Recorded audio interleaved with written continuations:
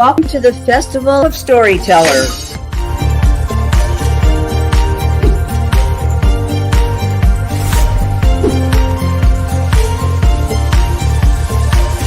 I thank everybody that's involved with this process because we know writers need readers and writers need publishers.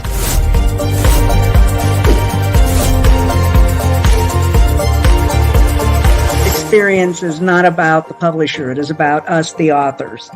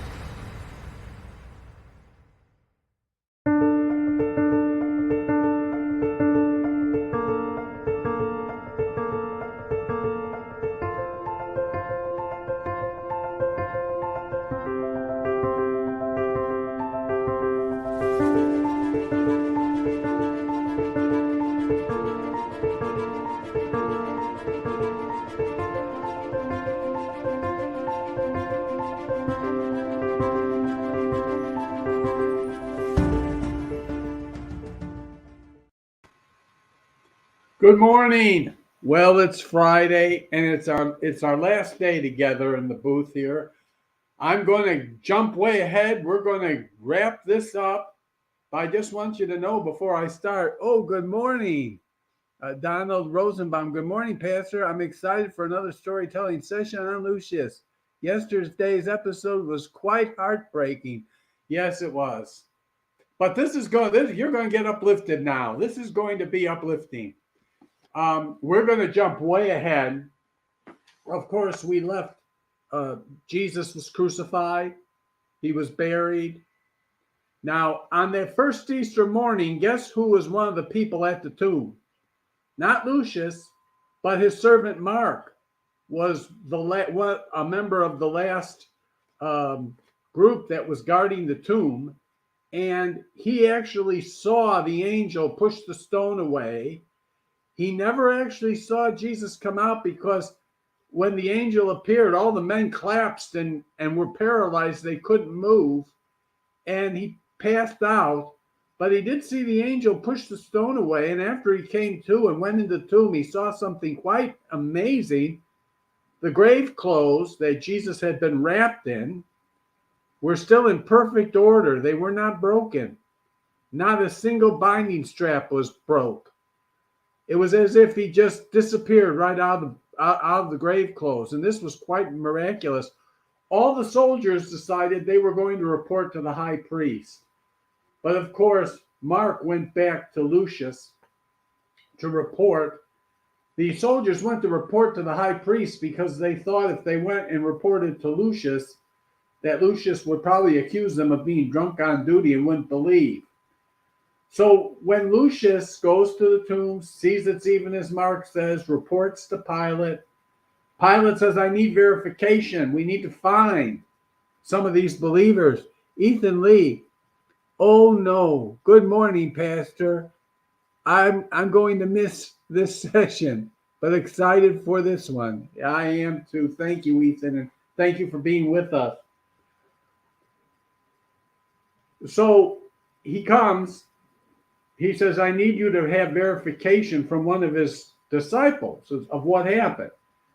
So Lucius has to find them because they've gone into hiding. Lucius finds them in the upper room.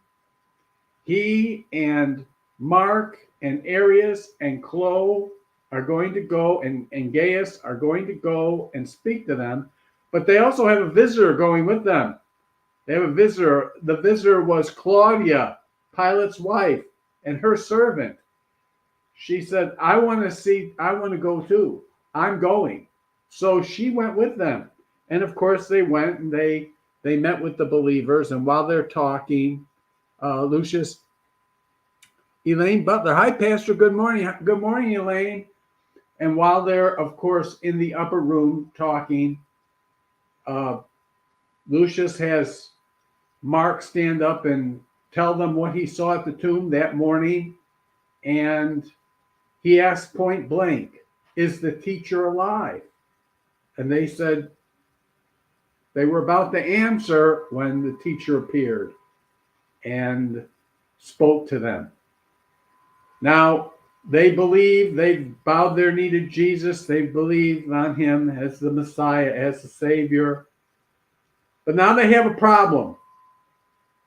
As they're heading back to Caesarea, Pilate inquires of Lucius, can I count on you? He said, because I know that at some point this religion is going to become a problem. And Rome is probably going to act against these believers. Because he said, I'm sure even as we speak, the high priest has probably sent an emissary to Rome already to inform Caesar of this sect that's causing all kinds of trouble and upheaval. Even though they aren't, that's what they're going to report. And Caesar is going to believe them. And you have to be prepared, because if Caesar says you need to deal with these people, I need to know that you're on board with me. Well, now, of course, this is a real quandary for Lucius. What's he going to say? And he told Pilate right out, I will not raise my sword against these people. These people are not doing anything wrong. They've broken no laws. So they go back to Caesarea after they're in Caesarea for a few days. They return to Capernaum. Chloe and Arius are married. When they get back to Capernaum, they find a little house has been built on the property where Lucius's dwelling is. They built a little house. The townspeople got together and they built a little house for Arius and Chloe to live in. And they have a beautiful wedding. And Pilate asks Lucius to report every month to Caesarea for updates as to what's happening with the believers. Well, at first nothing's happening, and then they come. Some of them start coming back into Jerusalem, but still nothing's happening, and months are going by, and then all of a sudden there's Pentecost, and there's the day of Pentecost, and thousands of people join the ranks of the believers, and the church begins to explode, and all of a sudden there's a problem. And on one of Lucius's visits, Pilate shows him a letter. It seems that there had been a sweep through the entire city of Jerusalem to arrest all the Christians, but they had fled. And how they knew of this sweep, no one knew, but Caesar had ordered Pilate to go out into all these cities and he gave him a list of cities where they had fled to, and find out how many there were, and to bring word to Jerusalem so that the high priest could send out some of his emissaries and some of his temple guards to bring them back and arrest them and bring them back to Jerusalem bound. It would not be the responsibility of the Roman authority to arrest them, but it would be the responsibility of the Roman authority to find them, to report on them, so that they could be arrested. And we see that this actually happened because, of course, we remember the Apostle Paul was on the Damascus road, going to Damascus with warrants in his hand to arrest people who were believers there. So we find that this actually did happen, and then the Romans would report where these people were, how many there were, and then of course the high priest would send out his people to those areas with warrants for their arrest to bring them back bound to Jerusalem. So this is what's happening, and finally on one of his visits, Pilate says, you're going to have to go and you're going to have to find these believers and you're going to have to report to me where they are and how many there are. And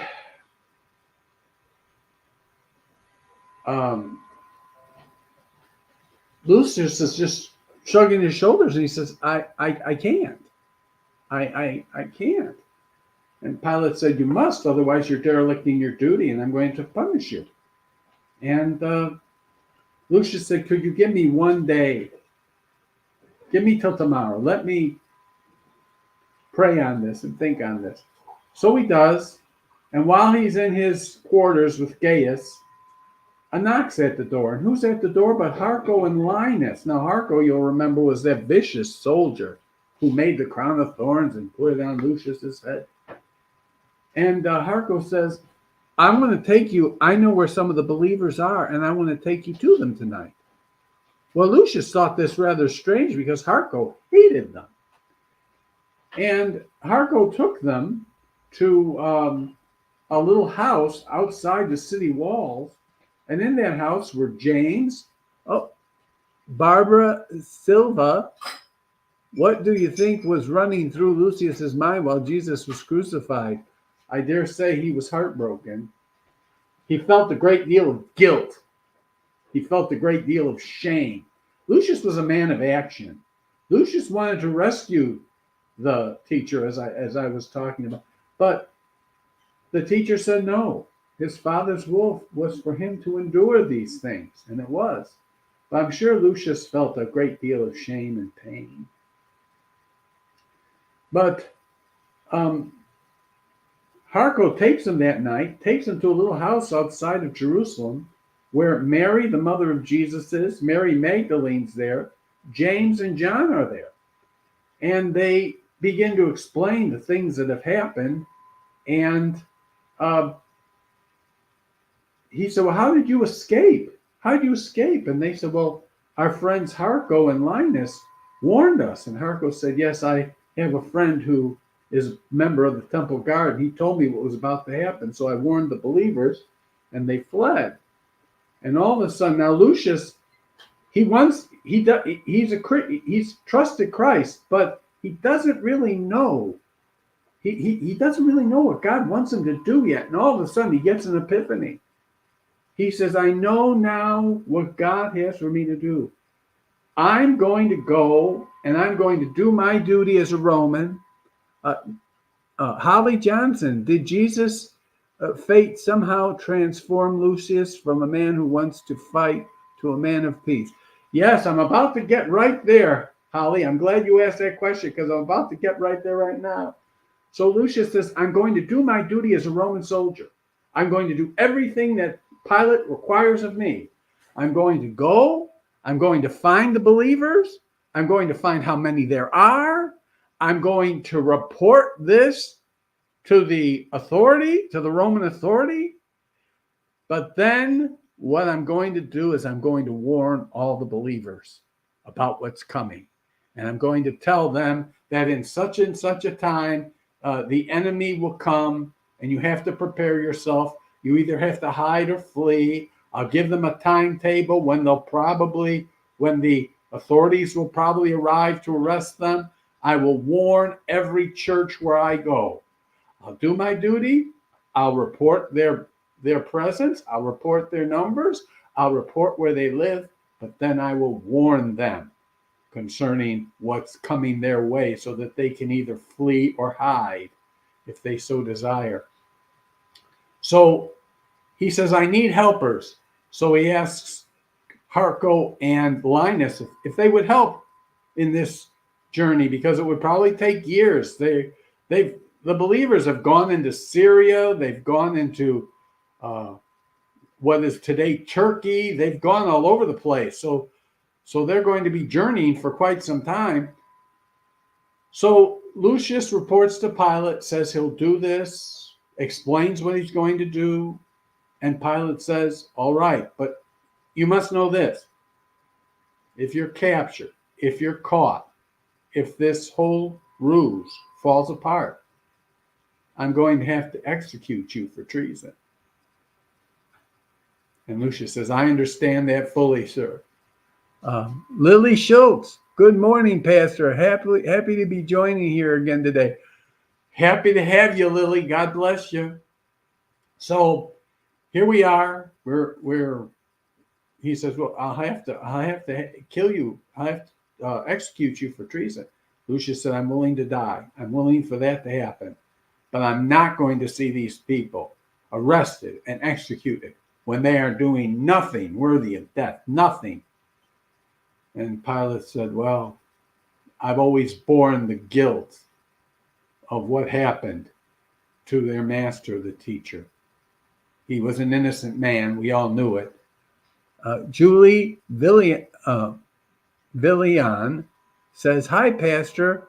When you wrote this character of Lucius, what was going through your head? Well, I'll tell you what. I knew about the centurion soldier and his servant. I just had to give him a name.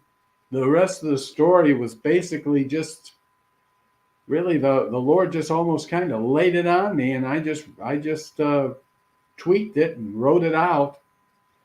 But now we see Lucius is preparing to go on this journey.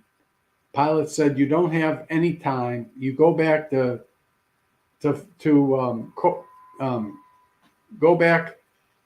your home there in Capernaum. Say goodbye to everybody. Be back here in 4 days, because the high priest wants this done now. He's going to go with Harco and Linus. He requests that Gaius be given the command of the citadel at Capernaum. Gaius will not go with him. He'll take Mark. And he said, that way, if I'm captured, Ben Ward, what's happened to Lucius and his soldiers after Jesus' death and resurrection? Well, we're about to get there. One moment, we're about to get there. So away they go. They go home. They tell they're going to be gone for a long time. They're not going to be able to see Chloe. Chloe tells Lucius that she's with child.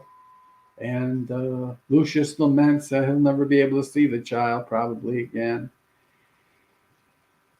He's taking Mark with him instead of Gaius. He needs a man he can trust there. Gaius he can trust. Mark, Pilate has promised him, if you're captured, I'll be able to save Mark's life because Mark is your servant. We can just say he was your slave and he was compelled to do these things. So now they're getting ready to go. They're moving out. They're heading out on this quest to warn the churches concerning these temple guards who are going to come to arrest them. And they've gone, they've left. Lucius, we're picking up the narrative where Lucius is saying goodbye to Pilate. When dinner had ended, Pilate dismissed the men, but asked Lucius to stay. Claudia gave me a message to relay to you, good Lucius. She wants you to know that you will always be in her prayers. Thank you, Governor. Tell her she shall always be in mine. I shall, Pilate nodded. And while you pray for me. I fear if you are discovered, it will result in my death as well as yours. How so, Governor Pilate? We would testify that you knew nothing of the matter. Pilate smiled. I know, good friend, but I fear the high priest would not believe you. He would not believe such a sophisticated scheme could ever have been conducted without my knowledge and blessing. So stay alive, good Lucius, or I fear we'll all be dead. Early the next morning, the men departed at first light. Where are we bound, Commander? Harco inquired. We will make camp tonight about 5 miles from the convergence known as the crossroads. In the morning we shall go to it, and there our mission will begin. You and Linus will head south, and then Mark and I shall head to the north. Harco nodded. Very well, sir. The men rode along in silence. Lucius could not get Chloe and her child out of his mind. Would he ever see the child? Would he ever lay eyes on Chloe, Arius, or his dear friends in Capernaum again? The sun was low in the western sky when the men made camp. A fire was kindled, and the horses were cared for, a simple meal prepared. Suddenly Harco called to Lucius, Commander, look yonder. An old man is on the road. Lucius looked out into the darkening night. An old man was walking slowly along, leaning heavily on a staff. The roads are not safe for such a one at night. Harco, take Mark and fetch him to the camp. Harco nodded, and he and Mark went down to the man. Harco called out. The man stopped and looked and took several steps back in fear. Harco raised his hands, and Mark spoke to the man. Lucius was relieved to see him follow them toward the camp. Lucius welcomed the man warmly and invited him to sit by the fire. The old man bowed in gratitude and set himself beside the fire. The man wore a long cloak. A hood covered his face. He removed a rather large pack from his back, and he laid it before him. The old man pushed this pack toward Linus, who was preparing the evening meal. I have plenty of food, the old man said. Please feel free. Use some for your meal. Linus looked up at Lucius, who nodded. As Linus opened the pack, the men were taken aback at the amount of food it contained. Take as much as you wish. I have plenty, the old man laughed. Sir, where are you bound? Lucius asked. I have been many places, the old man answered. Where? Mark asked. Well, let's see, the man said in a contemplative tone. I have been to Egypt, land of the Pharaohs. I have been to Babylon and the Media Persia. I have crossed the wilderness of Canaan in my time. I have been many places. What took you to all these places? Lucius inquired. People needed me. I help people. And people need help everywhere, he laughed. The four Romans looked at one another in dumb silence. When the food was at last ready, Lucius asked the man if he would pray for the food. You want me to pray? The old man asked. The Romans believe in many gods. To which of the gods would you want me to pray? We do not believe in the gods of Rome, Lucius answered. We believe in the God of Abraham, Isaac, and Jacob, and have received with joy his Messiah. Messiah? The old man asked. Yes, we believe in him. His name is Jesus, but we know him simply as the teacher. Very well. I shall pray to the God of heaven, the true and living God. The old man took a loaf of unleavened bread in his hands.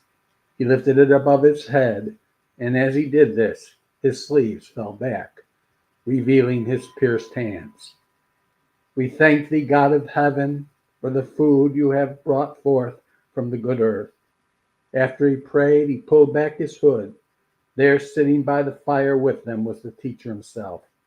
Lucius fell to his knees. Harco and Linus and Mark bowed their faces to the earth. We welcome you, good teacher, Lucius whispered. I always feel welcomed by you, good Lucius.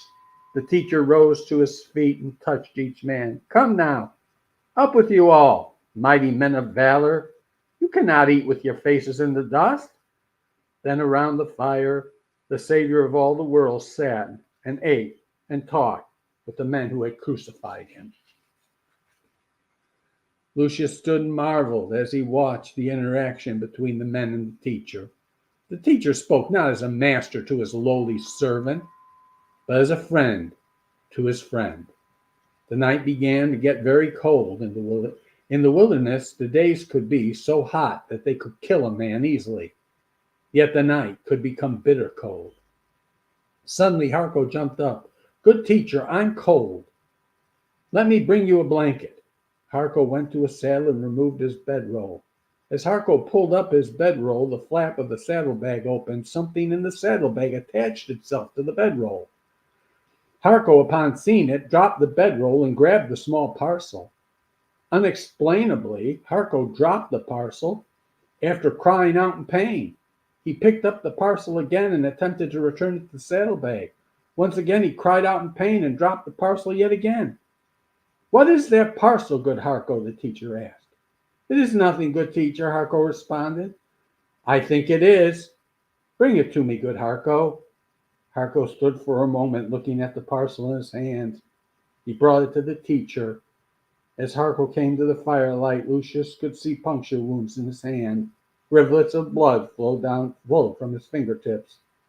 "Careful, good teacher. It's sharp," Harco warned, handing the teacher the parcel. The teacher carefully laid the parcel on his lap and began to open it. Once open, Lucius could see what the parcel contained. There in the teacher's lap lay the thorn crown that Harco had fashioned and Linus had beaten upon the teacher's brow with a reed. Both Harco and Linus sat in shame with their eyes downcast. The teacher lifted the crown in his hands. He examined it at great length. He turned it over and over in his hands as if it was something he had never seen. Lucius marveled as he watched the teacher. He turned the thorn crown over and over again, without so much as a small puncture wound being left in his hand. This thorn crown, which had done so much injury to the teacher on that terrible day, was now powerless to harm him. The teacher spoke softly to Harco and Linus. "Why do you carry this, good Harco?" "It reminds me, good teacher, that I am not good. I am a vile brute, unworthy of any kindness." The teacher held up the thorn crown. "What is this, good Harco?" "Teacher, you know all things. You know I made that crown, set it upon your brow. And I hammered it down with a reed," Linus sobbed. The teacher held up his hands and looked upon his scars. "Why are you still scarred, good teacher?" Mark asked. The teacher smiled. "To remind all men of the price that was paid to make all things new. In my death I bring new life to all who would believe on me. Whosoever believes on me is a new creature. The old is passed away, and the new man is come. The man who made this crown and the man who pounded it upon my brow are dead. The men I see before me are spiritual men, mighty warriors who shall overcome the prince of this world in my name. This crown no longer defines who you are, for you are new creatures in me." With that, the teacher cast the crown into the fire, and the fire quickly engulfed it and consumed it away.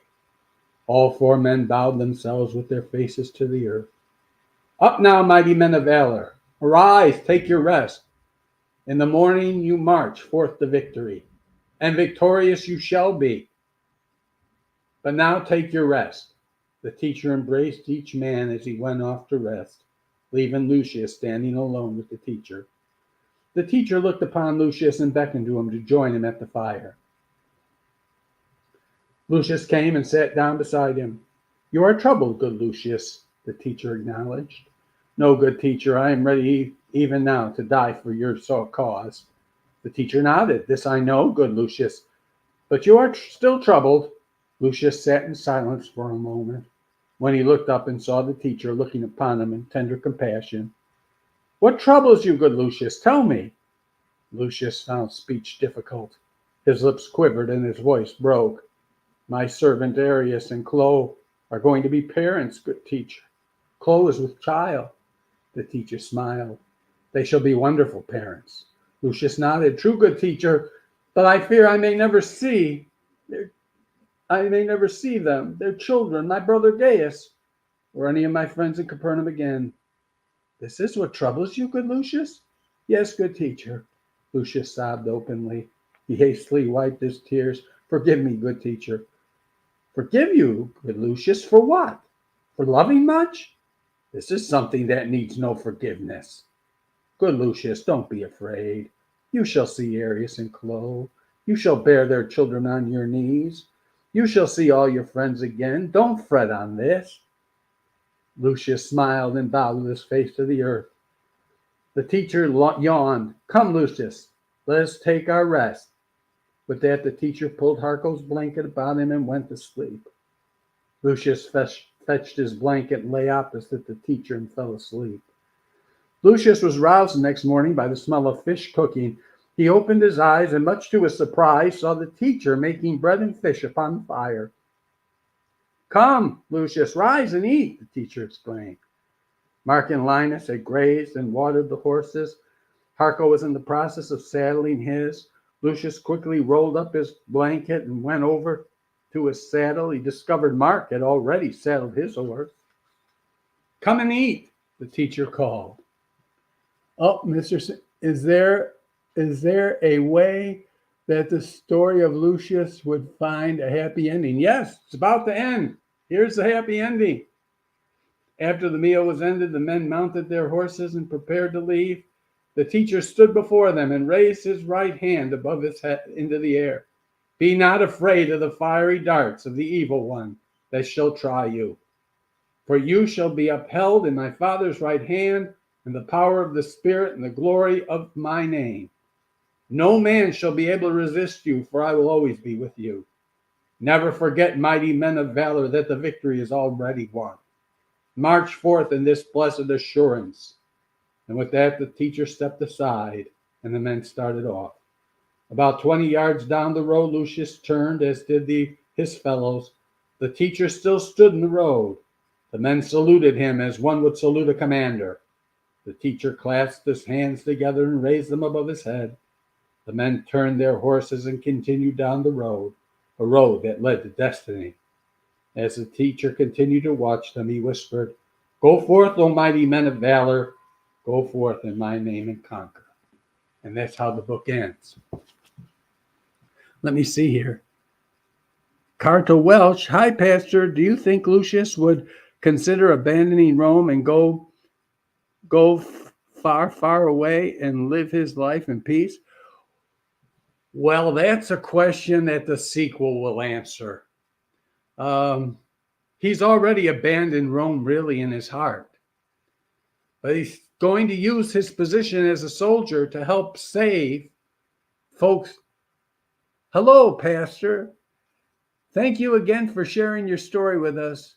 Do you have any advice for new writers about writing historical fiction? Yes, research. Know your stuff.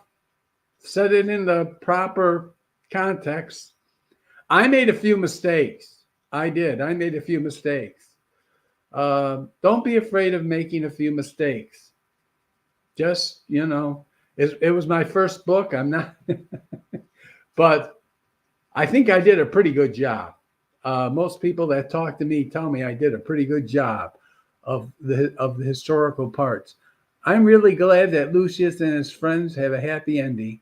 I really enjoyed Lucius' journey. Really heartwarming. Thank you. Well, thank you. And I want to thank all of you.